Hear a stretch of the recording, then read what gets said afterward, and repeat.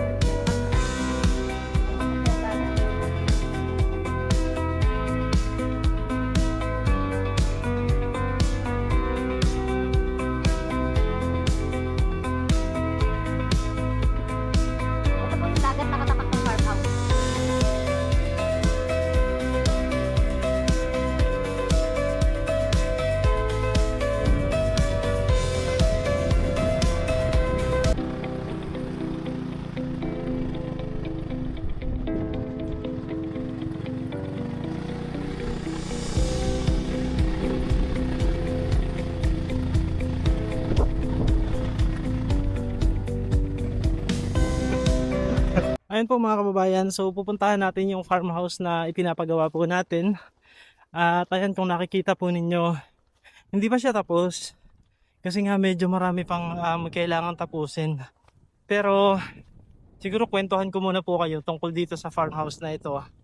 Ito po ay pinagawa ko noong 2024, and yung una po talaga dito ay ito lang, itong side na to lang, yan.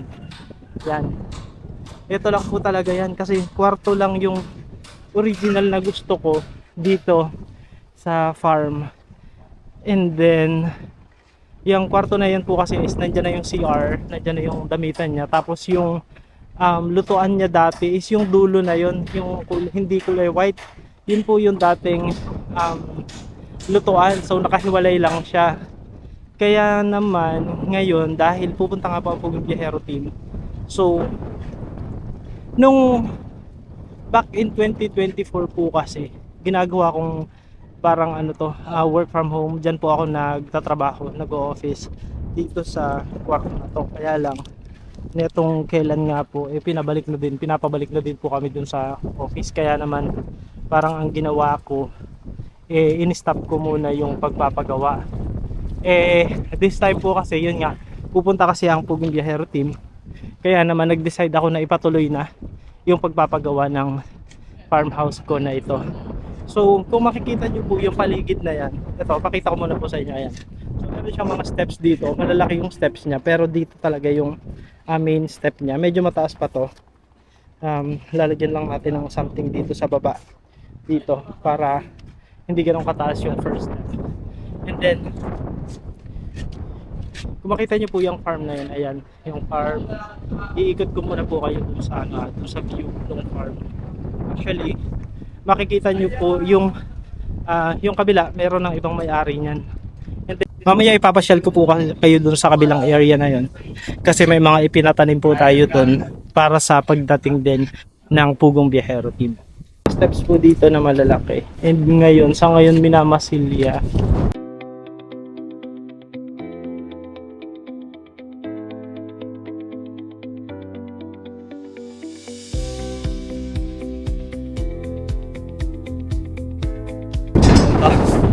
Kilala niyo po ba yan? Yan po yung ating laging kasama pag pumupunta tayo ng Pinagbayanan. Yan po yung ating videographer, si Dabo. Napaka-talented po yan. Marami po yung alam. Magaling na pandayan, kahit kahoy or semento. Napakagaling yan. Very talented. Magaling din sa dagat. Ayan. So, pasok muna po tayo dito sa bahay. Yeah.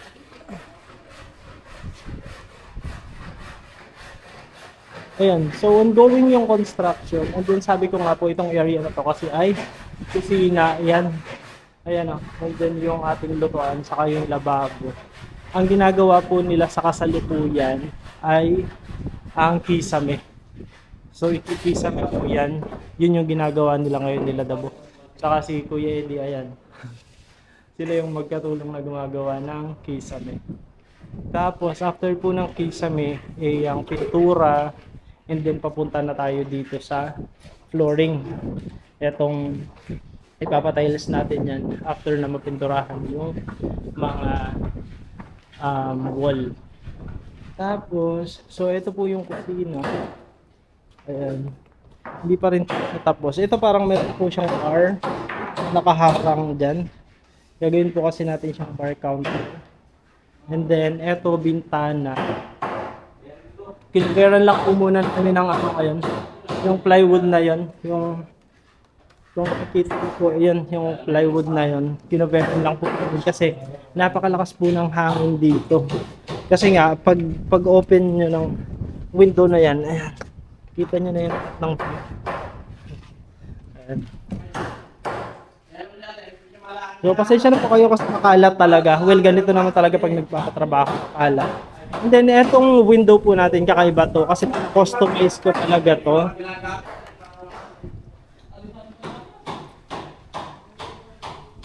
Customized window po yan na yan po ay jalousie pero nai-slide siya.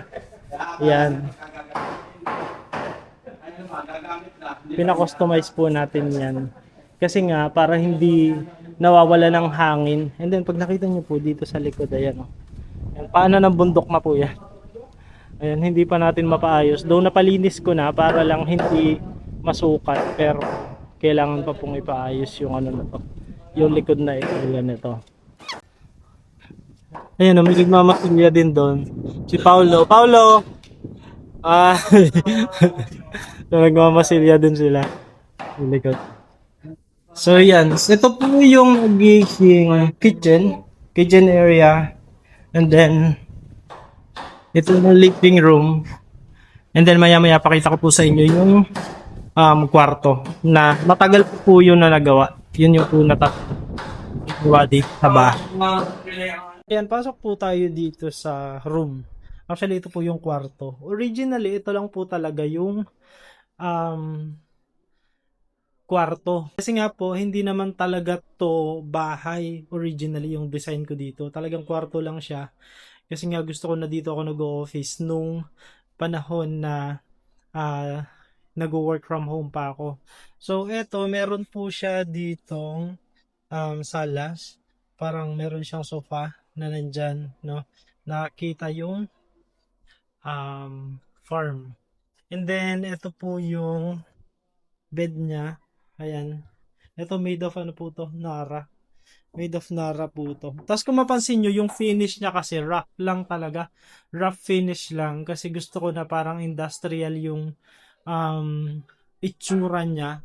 Pero ngayon, papapaint ko na po yan bago dumating ang Pugong Biyahero Team. Itong buong to, ipapapaint ko na. Kasi kung mapansin nyo, meron pong mga ganun. Parang dugtong yung pagkakagawa. Though, puro na yung semento pero may dugtungan siya. Tapos dito po sa after ng bed na to, ayan, kita dyan ang farm. So kung gusto na parang pagising mo, makikita mo yung farm. So pwede mo siyang buksan or pwede mo siyang i-ano lang, i-half open lang yung kurtina, no? So ayan, tapos siguro dahil ito nga po yung room, titingnan kung paano kami paano magkakasya ang Pugong Biyahero Team. Medyo madami po tayo. Tapos dito naman po sa area na to, ito naman yung dressing room, parang kung saan nandun lang yung mga damit, ito, yung hanger. Pwede mag-hanger ka lang dyan. Kasi yung style na gusto ko dati dito is para lang siyang yung sa ano, sa SM, yung parang nakahang lang po yung mga ano, mga damit. Tapos ito, lalagyan lang siya ng wood. Pag ganon. para sa mga nakatupi. And then meron siyang malaking salamin dyan, and of course yung saksakan ng kuryente. Meron dito mga salamin na hindi ko pa nakakabit, so ikakabit pa po natin yan.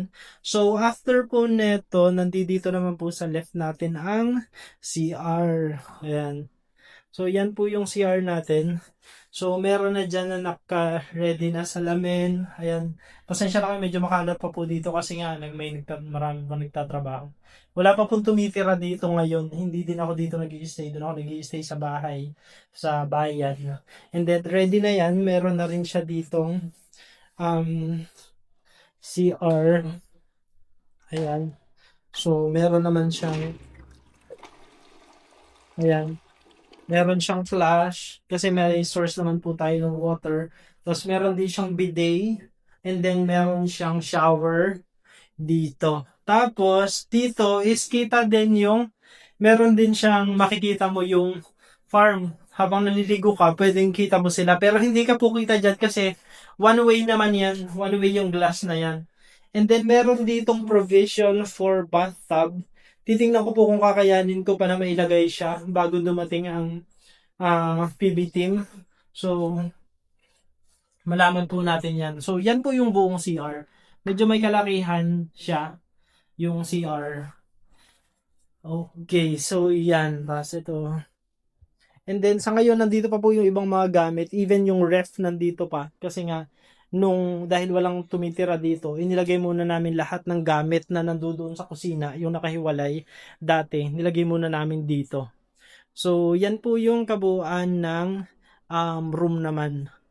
So, ayan, meron pong mga foam doon. Bibili pa ako ng mga additional foam, saka additional pillow para sa buong PB team. And then, eto yung sofa. Ililipat ko po ito papunta doon sa salas kasi nga para mas malaki yung space ng team sa pagtulog. Kung si Chris na po ay makakasama, tingin ko baka sa bahay po siya, doon sa bayan siya matutulog kasi syempre babae siya. So ando naman po si mama. So baka ganun po yung maging setup. Ayan. Tapos ito nga po yung salas. So ito po yung magiging salas naman na kung saan kitang-kita din yung buong view. So wala pa po yung bintana, pinapagawa ko pa sa ngayon. Pero pagbalik ko po, kasi pabalik po ako ng Manila ng ilang araw, and then pagbalik ko, dala ko na din po yan.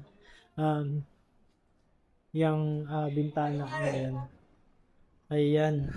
Tapos, ipasyal ko din po kayo dito sa area. Ayan sila yung nag-work. Sila yung nagtatrabaho. Ipasyal ko po kayo dito sa area ng farm naman. Ayan o, Kuya Bayo. Yan ang magaling na na farmer natin dyan. Ayan, so ito po yung area na kung saan nagpatanim po ako ng dito, mga pakwan. Ito. So yan, medyo malalaki na sila. Ayan o, medyo gumagapang na. Actually may mga bulaklak na yan eh. Ayan, so etong buong area na to, may pakwan po yan. Then dito sa side, meron siyang mga okra. Ayan. And then another pilapil. Ito pilapil na to, puro pakwan din yan. Ayan, puro pakwan. Tapos, dito sa kabilang naman, pilapil naman. Ito, puro mais naman. May mga mais naman po tayo na pinatanim dito. And then, after ng mais ay dito naman ang mga kalabasa. Ayan. Malalaki na din sila. Tingin ko gagapang na din po yan. Tapos meron din tayong mga sitaw. Ayan ang mga sitaw. Mukhang gagapang na din to. Kailangan ng lagyan ng ng balag. Tapos meron din po tayo ditong pipino, cucumber. So may mga pipino din po tayo dito. And then yung mga ampalaya. Ayan. So gagapang. Hindi ko pa alam kung aabot sila ng ng dating ng PBT medyo malalaki na. So, hindi ko alam. Pero kasi yung nakita nyo po kanina yung nagtatanim dito si Kuya Bayo, yung farmer dito. Meron naman po siyang din. Ayan medyo malaki po pala to. Ayan. Gapang na. Mga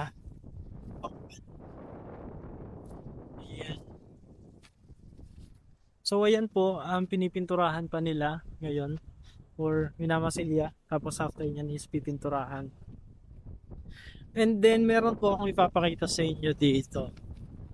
Ito po kasi, ni-request talaga ni ano to, ni-request ni Pugong na gusto niyang ma-experience. Gusto niya ulit ma-experience. Ito po, poso. Yan na.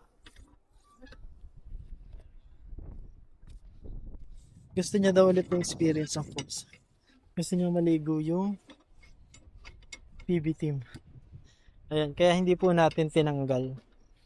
Tapos yan. So yan po yung makikitang view dito sa ano lang, dito sa harapan. Ayan. Baka and all. Medyo matagal na din po to. Matagal na po yung dati kasi room at pinagtatambayan ko. Yung pinagawa ko room lang talaga. Eh ngayon nga po, dahil po pupunta yung PB team kaya pinaano ko na siya, pinabuo ko na lang na bahay. Dami pa pong gagawin, kaya po din. Lalagyan pa siya ng tiles. Yung salos itong para terrace, tapos bububungan pa yan dito, saka dito. Kailangan bububungan pa siya para malilim. Kahit po so yan. Sa Dala Sector po tapos yung trabaho ng mga nagtatrabaho po dito.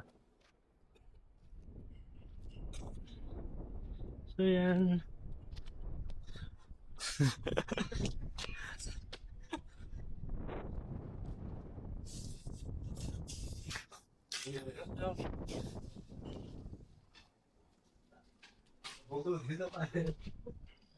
Ayan po mga kababayan, so nakita nyo na po yung kabuuan netong bahay, pero for sure, kasi nga ang dami pang kailangan gawin dito na kailangan pang tapusin. So yung tiles doon, yung kisame, yung pagpapapintura, kailangan po kasing tapusin yung mga yon bago dumating ang Pugong Biyahero Team. So marami pa po talagang kailangan gawin. Tapos yung source pa ng kuryente din natin, kailangan natin na kuha matapos din. Tapos yung internet, meron naman po tayong internet, meron po tayong Starlink dito, meron din tayong power station. Kasi yun nga, karamihan sa well, lahat po kami nag-upload, so dapat malakas yung internet namin, which is okay lang naman, meron naman na po tayong Starlink dito. Tapos, ano pa ba? Yung daan. Ayan, medyo ipapaayos pa po yung daan kasi ang gusto ko sana ay tawid kahit yung motor man lang. Pero wala po talagang sasakyan dito sa amin. Wala po ditong four wheels na sasakyan. Talagang motor lang po yung meron. Kasi nga, islang-isla to.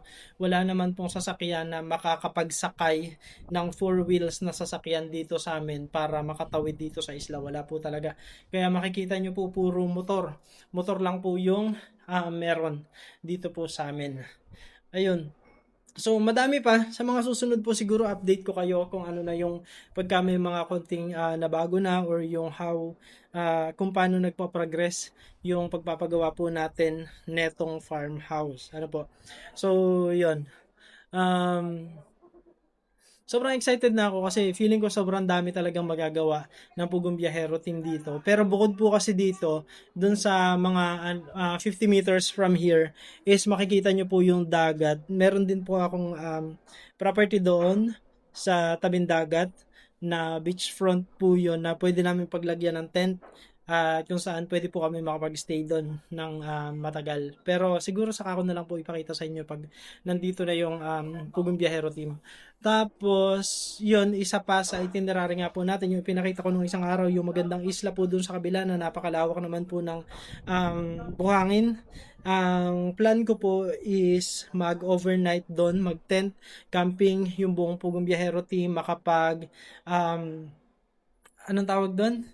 Yung hindi ko maisip yung tawag.